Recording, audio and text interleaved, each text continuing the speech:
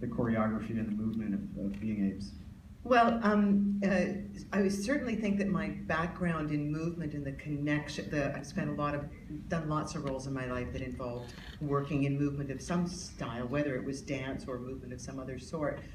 Certainly nothing like quadrupedal walking or playing an ape was any part of my repertoire whatsoever. So I have to say that even with my background in movement and sort of playing roles where I kind of organically work all of a piece, this was a big challenge, to which, thank God for Terry, because Terry is a master. He was a master teacher and a master teacher of the quadrupedal movement, but also landing it first in a sense of oneself as a sentient being, like basically, but taking away, as you were speaking of, like all the civilization, the mind and everything.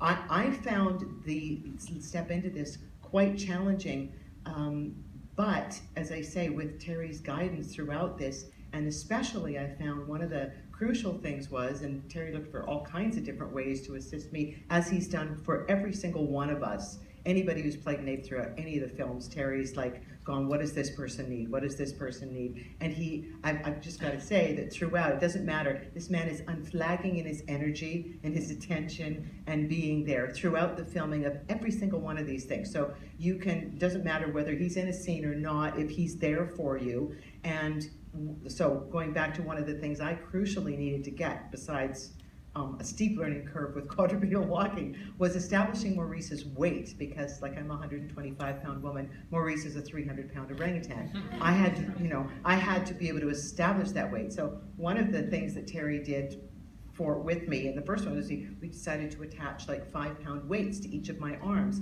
so that meant that would assist me to register that weight, which is extremely important, because it's not something that could be made up later if I didn't establish that throughout in the character. And then I think it was about the middle of the filming of Dawn but it was like, I wore those weights all through Rise, and we were in the middle of the filming of Dawn before one day I went, Terry, I think I'm gonna dump the weights. Let's see how, and it was there, which was great. So but then even from there on, even to the end of the filming of War, every once in a while, if too much Karen would seep into Maurice, where I'd start to go, oh, I'm just gonna go fast here, fast, and Terry would go heavy, I'd go, thank you. But it was like, but basically like things like that, where you can go, or I could go to Terry at any point and go, and he'd go, yeah, you're in the pocket, or yeah.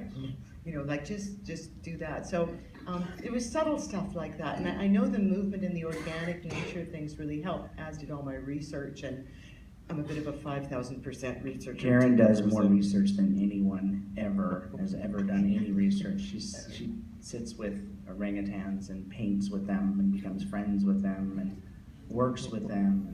It's sort of a part of my life. She's now. Amazing. But anyways, but like if you don't have that kind of guidance, so movement-wise, I would say probably helpful. But I actually found this one one of the more challenging movement roles to enter into, and thank goodness for this person.